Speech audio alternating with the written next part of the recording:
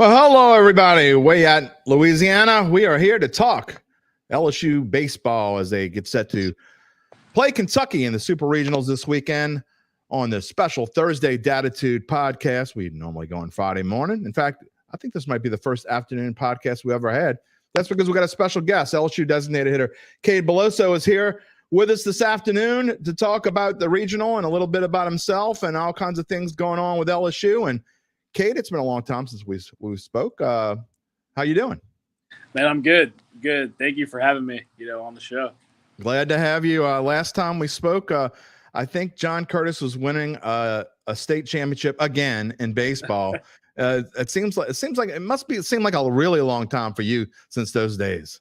Yeah, man. I mean, it feels like yesterday, but when you turn back the clock, the first one was like 7 years ago. So, those times go by fast. But yeah, I remember like it was yesterday. What do you before we get into this season? What do you take from John Curtis with you on to LSU? I mean, how much did it help prepare you? Oh, I mean, a lot. Just the culture of that school, and just Coach JT is such a good person. It just trickles on down the staff. Really, like every person in that building is a great dude or a great woman. It just teaches you how to be a good Christian. It teaches you how to make the right decisions in life. It goes beyond sports and it goes beyond school with that whole school and that whole family. So I mean, I couldn't be more blessed to have met and attended that school. They keep in touch? Oh, absolutely, yeah. Anytime I have like a good game or something like that, I'm always getting texts or calls or something like that. So yeah, they do for sure. Coach Jeff's a big Tulane guy. He's okay with all that, Yeah. I actually got to catch up. Yeah, I know. He's a massive Tulane fan.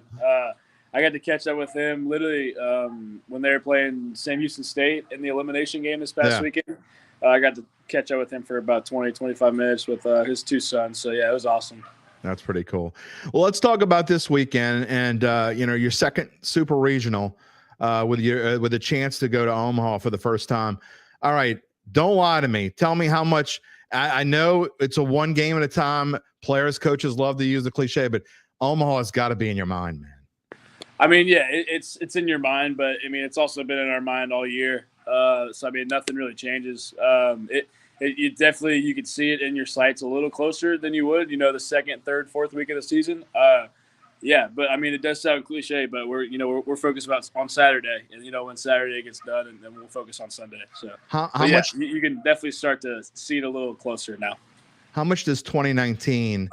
Your freshman year, you come out, you've kind of had sort of a bookend career, you had such a great freshman year. You've had all kinds of things happen between COVID and your injury and everything else between that. And now you're having a great season again. But how, 2019 as a freshman, you must have come in thinking, okay, this is going to be easy every year.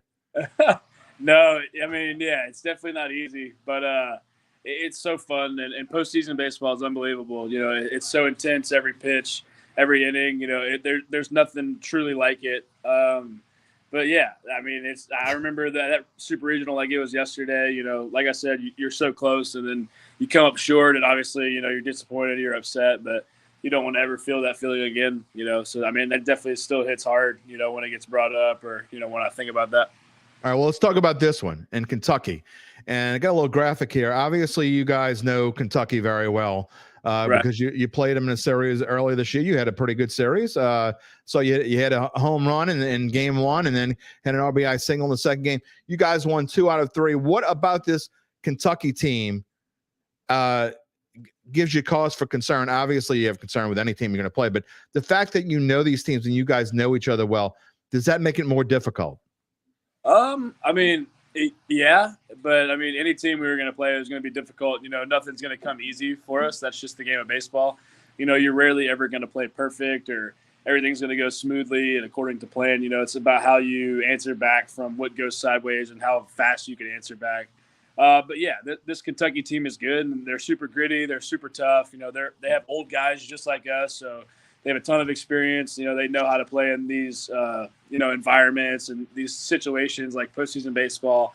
But yeah, it's an opponent we're familiar with, so we feel good about our preparation for them, and we have a good idea what they're going to try to do. But yeah, we're going to play our best brand of baseball and let the rest take care of the rest. Speaking of old guys, I saw a great tweet that you retweeted that someone posted about a 40-year-old playing Yeah. for LSU baseball. You took that and you had a little fun with it. Yeah, yeah. I mean, that's hilarious. It was a Barstool tweet, so I took that positively. But no, I thought it was funny, and all my buddies were sending it to me, and it was a big old joke. My brother was laughing about it. Like it was awesome. Wait till you're really 40, my friend. Yeah, I was gonna say. Sometimes when I'm trying to get moving at the field, bones are cracking. I feel 40. I'm just like, oh gosh. It's a lot different than when you were in high school, wasn't it? You just run around and do whatever the hell you wanted to do. Yeah, nonstop. I used to. My freshman year, I used to make fun of a couple of old guys. Brant Broussard and Chris Reed, and it took them so long to get warmed up, and I was like, dude. I just never understood it. I always make fun of them, and I literally want to text them every day. I'm just like, dude, I'm so sorry for, laughing at y'all. Like I'm the same way now. Yeah, you joke about the bones creaking, but when you get old, they really do creak. They make noise when you wake up in the morning. It's going to happen. All right, this Kentucky series. What do you remember about the, April? What days was it? April 13th through 15th at the box. What do you remember about that series, if anything? I mean, I do remember. They all start to mesh together when you play 60 games in a year. I know they all start to mesh together. I know Friday night we beat them pretty good, or Thursday. I don't know when the series started exactly, but run ruled them the first night. I remember we played really well. I do remember here it is. Let's see, 2 5-run innings. I do remember we played good the second day, and then we had like base loaded, and we made a mistake where all the runs scored, and that kind of just took the momentum out of us. I don't remember the other 5-run inning. I only remember one. And then the next game, I remember it was super tight. JT had a clutch double late. I had an RBI single late. I remember Jared Jones hit 2 balls really far. And then I remember Bryce Collins coming in and shutting the game down. And Tommy White wanted getting hit by a pitch. Yeah. I mean, a walk-off hit by pitch. Well, it wasn't a walk-off. It was in the bottom of the 8th. But still, I mean, that you got to win them any kind of way you can win them, right? Yeah. I mean, it doesn't, no fans are going to, or not fans, no one's going to complain about an ugly win, A W is a W at the end of the day. So you guys, it's been an interesting kind of roller coaster since I'd say the beginning of May or so. You drop a couple SEC series, you finally win the one against Georgia. And so people didn't quite know what to expect coming into this regional. And, by now, there are LSU fans that like when y'all are doing well, highest of highs. the LSU can't be beat. And when a couple bad games, oh, this team stinks. I mean, how do you guys stay in the middle and avoid all that? Because that's easy to get caught up in that stuff. Yeah, I mean, it's super easy to get caught up in that, but we're not worried about any outside noise. The only people we're worried about are the people inside the building. And baseball is a hard game, and we came out the gates really hot. And, we won 7 straight SEC series. And that's tough to do. That's super tough to do. And then finally, the game caught up with us a little bit. Teams are catching fire against us, and, maybe we made a couple mistakes here and there, but, we're still one of the best teams in the country, whether who says it or who doesn't say it. We believe that internally, and every person in our building believes it, and, we believe in each other. So, I mean, we know we're a really good team, and we know what we're capable of. So we don't let any outside noise affect us.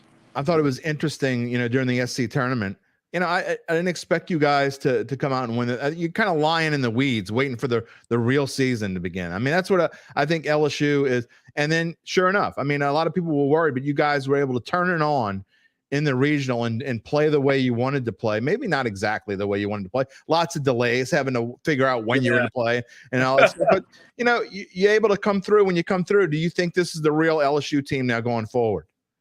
Yeah, I mean, we are who we are. We know who our team is, and, we showed a glimpse of it this past weekend. And, there's still some things we could have done better, even though, we won 3 in a row and swept the regional. There's things that we could always do better offensively, defensively, on the mound, in the field, stuff like that. So, I mean, we have stuff we need to continue to work on. We still have to get better, even at this point in the year. Like, we're not perfect, so we always got to clean up whatever we need to clean up. But, yeah, I mean, I think we were back to our normal selves, and, we'll let everybody else talk about if we weren't playing the way we should or something like that. But we know how good we are and, what we're capable of. Jim Derry here with LSU's Cade Beloso on this special Thursday Dattitude podcast. I got to ask you, what's it like to be in the dugout and watch Paul Skeens pitch? It's a once in a lifetime thing, honestly. It's the same thing for me as watching Dylan Cruz hit. Yeah. Anytime, batting practice in the game, etc. But it's just it's so impressive, man. And I really hope that people watching are understanding what they're watching. This doesn't come around often. He's one of my favorite teammates of all time, and what he does every Friday night in the box is so special. He has 4 pitches for strikes at 80 counts, and he runs his fastball up to 102, 103. I don't think that comes around very often. Did you get to face him when he pitched for real? I mean, when you guys go in intramural stuff, or not intramural, but inter squad, whatever. Yeah. I mean, did you get to face him when he's throwing that stuff? I mean, I faced him in inter squads. I never faced him in a real game like situation. In our inter squads, he was only throwing 95 to 97. Okay, so that's all. Yeah, must have been taking some stuff off his fastball, but yeah, man, I stand in on his bullpens every week to give him feedback and give him a batter to kind of set his visuals for, and he's unbelievable. His stuff is disgusting. I think it's partly that stash. You wear a stash like that, you got to be able to pull it off if you wear a stash like that. Yeah, I love it. It looks good on him. We talk about Paul Skeens. I mean, I don't think I've ever seen a college baseball team where they could be going into this upcoming Major League Baseball draft and the 1 and 2 guys could be from the same team. That's obscene. And Dylan Cruz has obviously played his part. He easily could be the number 1 pick as well. I mean, just talk about Dylan, and he's grown up through this program. Unlike Paul, he's really, and you guys have kind of grown up together. Yeah, I mean, he's unbelievable. Obviously, when you get a guy like Dylan to come to college, it's special, and you know what you're getting. But I mean, he even exceeded those expectations and then some. Like he's just does everything the right way. He has everything that you could look for in a player. Does everything the way you're supposed to do it. He works hard. He's super dedicated. He's always present. He's not thinking about anything else other than what's going on right in front of him. And most importantly, he's a good dude. He's one of our good locker room guys. He's a great leader. He obviously checks every box. So, I mean, can't say enough great things about Bill. And, both him and Skeens are going to play, 15, 20 years in the big leagues. So, I mean, you'll be seeing them for many years to come. Can't wait to watch. Not a ton of time left in this broadcast here, but if you got a question for Cade or you want to just make a comment, feel free, if you're watching on YouTube or Facebook, to put a comment in the comment section. They'll show up here, and I'll put them on the screen.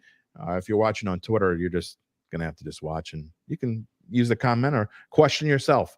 Maybe you can ask yourself a question on whether LSU is going to win this weekend or not. Do you guys do anything different, Cade, the week of a super regional? Are you basically, even though it's only 1 team, is it more who you're playing and for 2 or 3 games that you're going to play Kentucky? Or do you take it like you took the regional and just kind of get yourselves ready for whatever's going to happen? I mean, it's a good mix of both. Yeah, like we're kind of game planning against Kentucky with some stuff we're doing, defensively and stuff like that. But as an offense, we're doing the things we've been trying to do all year. Get our swings lined up as best as possible. Play good defense. Just try to fine tune those things. But I mean, in terms of actual game plans and stuff like that, we'll set some machines up based off of some of the stuff their pitchers do, but nothing too crazy like that. Yeah, it's kind of we've been doing the same thing all year approach wise, so we'll just keep rolling with it. Don't have to change anything up now. Just gotta be who we are. Before we close out, we're going to come back to just this series, maybe one more question in the series, but I want to talk about you and ask you a couple of questions about you. And the first question I have about you is I found it interesting. You go in as a first baseman at LSU and still are, but you found yourself much more as a designated hitter. How hard was that for you to kind of grow into that role and embrace that role, I guess, per se? Because I always thought it was interesting for DHs that you're not in the field every inning. Right. Is it harder to focus when you're sitting in the dugout? I mean, it's not hard to focus. It's like there's a fine line, when you like baseball. Obviously, things are not going to always go your way, but a good aspect of that is you can play defense and you can forget about what just happened. So that's the only thing that's different with DH is you don't really have a position to go out there and play during that game. So you have to find other ways to keep your brain occupied. So I like to, crack jokes with my teammates, root on the pitcher, root on the guys in the field. So that's the only difference for me is just, finding that time to, like occupy your brain so you don't think about what just happened, good or bad. So I've always said every good team has to have good chemistry, and you guys look like you have great chemistry. Unbelievable. You won't find a team that enjoys being around each other more than us. We have some of the best dudes in the country, and that's one thing I'm going to miss so much about it. When my time is up here, is just the people we have. It's just like a big comedy session all day. Like we're just making fun of each other, making jokes. But when it's time to strap it up and get ready, like we're focused. But we also like to play loose and have a lot of fun. We touched on it when we first started the broadcast today, but you really have had that bookend kind of college career, starting off. You had 10 homers your freshman season, playing all the time, and then in between, you talk about, like I said, COVID. You only play 17 games that 2020 season, and then you come back and you have the injury and the knee injury that keeps you out an entire season. How were you just talk about the whirlwind? And I don't think anyone could expect to go through all the different things that you've gone through in your time at LSU. Yeah, been through it all. Had every high and low possible. Like you said, had a phenomenal freshman year. Was off to a great start before COVID hit. I was hitting 320 or whatever it was, but then junior year rolls around, and still trying to deal with stuff from the pandemic. Like everything's kind of getting back to normal, kind of not, and had a horrible junior season. Not the way I wanted it to go at all. It was like the first time of my life I really struggled, mentally and physically. So, and then finally get my mentals right. Start meeting with like a sports psychologist, and she's one of my best friends now, and then all the boxes are checking, like new coach, new swing, everything's going great. Feeling really good about the season. My body's the best it's ever been in my life, and have a season-ending surgery. 5 minutes after opening pitch or whatever it was. So yeah, it just life throws a bunch of stuff at you, but I really just put all this in, all my trust in God and all my faith in God. He wouldn't give you something you can't handle, and everything happens for a reason. It sounds cliche, but I'm a firm believer in that, and it just goes back to even that John Curtis, just having faith in God that everything's going to happen the way it's supposed to happen. The only thing you can really control is life is your response, to an event. Cade, they had a nice segment on you on ESPN, and during I don't remember which game they actually showed it a couple of times, I think, but the mental aspect of it, and you talk about how you had it was a tough time for you. There were different tough times for you, but you found a way to get through it. You talk about seeing a sports psychologist. I've had in my family, I've had my mom and my sister both had mental issues throughout their lives. How that is real. Some people don't understand that, how real that is. How were you able to get through it? How did you approach it when someone said, at first, maybe you should see a psychologist or something along those lines? How did you obviously embraced it? Yeah.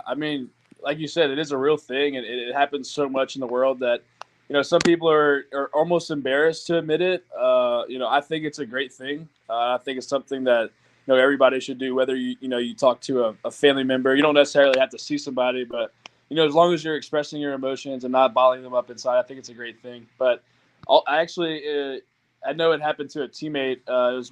He plays for the Angels organization now, a guy by the name of Landon Marceau, Destra Head kid, grew up in the area. And, it's something someone always looked up to just because of how good he was and how he went about his business. And, he obviously could tell I wasn't right my junior year. He was just asking if everything was, like, okay mentally and up top and stuff like that. And, And I looked at him. I was like, man, to be honest, like, no, like I'm so lost right now. Don't really know how to like handle all this stuff going on. And that's when he was like, dude, have you ever like thought about meeting with like a sports psychologist? I was like, no, like I know they offer them here. And I was like, well, have you ever met with them? And he was like, yeah, like I've been doing it for 2 years ever since my freshman year. And he's like, it's unbelievable how like good it does or how good it is and how much it does for you. And, just even off the field too. So decided to give it a try after the season, decided to finish that year up and, kind of just, ball it up and throw it away, forget all about what happened, the best I could. And, started meeting with Christine Sotil and, she works with LSU and she was telling me a bunch of different things to try and things to do to get me in the right state of mind. And, started doing those things and felt like myself again and still do them to this day, every morning. Can you give us one glimpse? So what's one thing that, I don't want to, you don't want to give out your whole routine. I understand. No, but it's all good. Can you share one of those things with us? Yeah. So my favorite one that we've ever done is something called like a serenity prayer.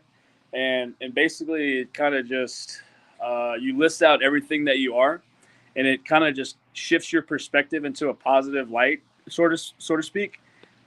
So every morning when you wake up, you just randomly list like things that you could think of. So like, for instance, mine would be like, I'm a brother, I'm a son, I'm a fiance, I'm a friend, I'm a teammate, I'm a child of God, I'm a, Christian. And you just literally, I'm a baseball player. Like you go on all the way down the list and just list all these things you are to kind of, and you breathe for like 10, 15, 30 seconds, just take deep breaths and stuff like that. And it kind of just resets your focus onto a positive way of looking at things.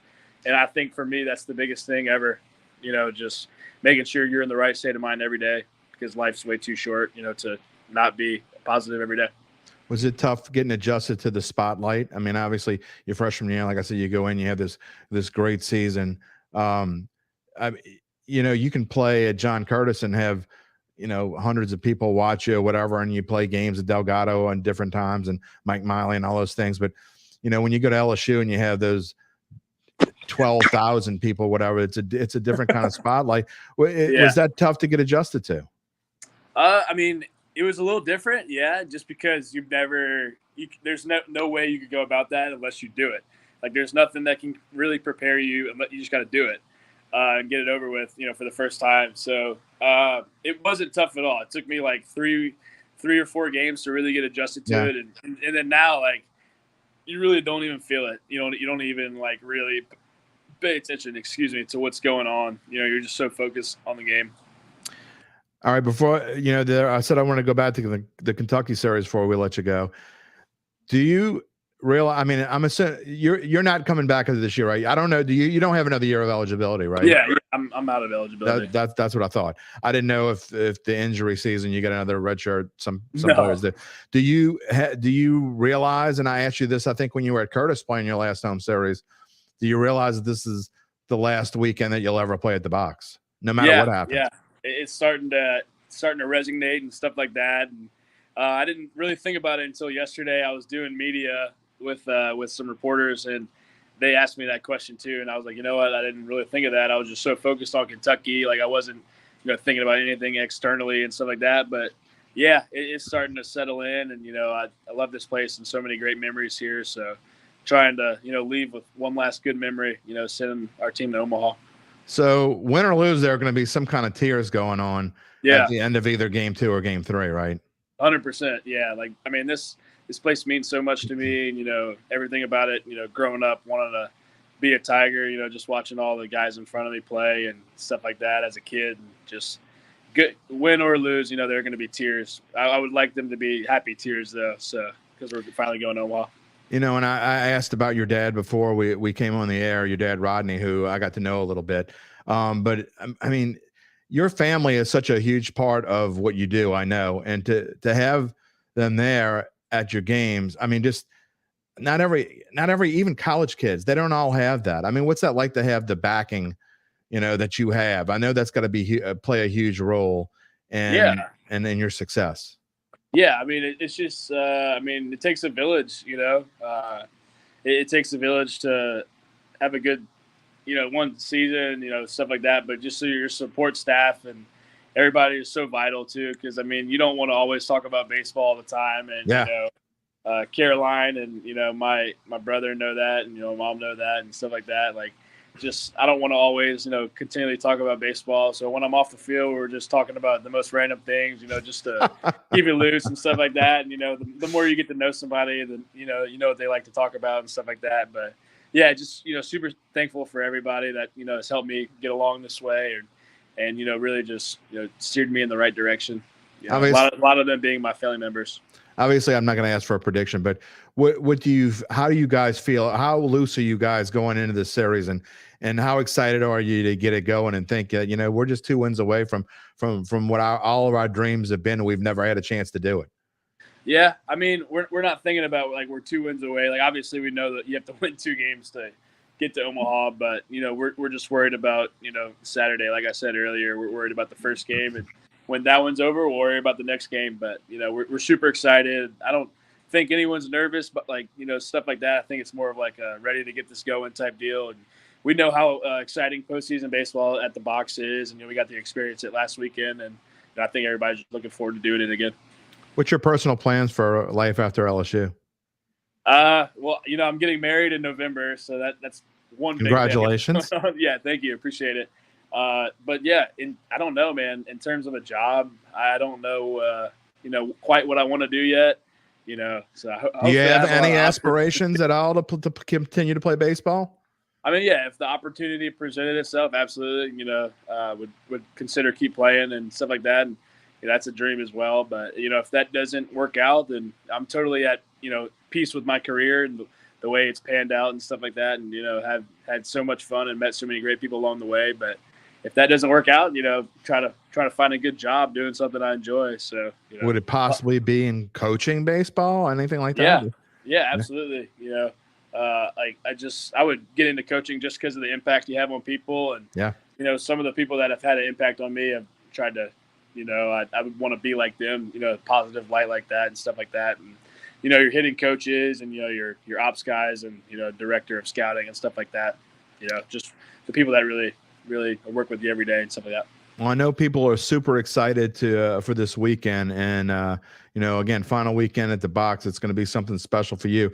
Like I tell, I used to cover high school sports, and I would tell certain players that I thought were maybe a little bit better than the rest. And since you were All-State and 2 years in a row, and you were Mr. Baseball in your senior season, I know I told you this, but enjoy every minute, man. It goes by so fast. And I know you understand that more, that you're in your 20s than you did when you were in your teens. Yeah. But, no doubt. but it really does go by so fast. Enjoy every single second of this weekend, whether you get to play beyond it or not.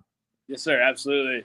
That's one thing I would tell myself, like in high school and stuff like that, or if I was talking to any middle schooler or high schooler, is just really appreciate everything going on around you. It's going to be over whether you like it or not in the blink of an eye. So, enjoy the suck, enjoy the good, enjoy everything. It's going to shape you to be who you are later in life. So, I mean, it's fun. Might as well make it fun. So, well, I'm supposed to be neutral, but I'm an LSU alum, so I think it's okay for me to say go Tigers. All right. Let's go. Go Tigers. All right. Well, thank you so much for spending time with us on Dattitude, and have a great weekend, my friend. I appreciate that. Thank you for having me, man.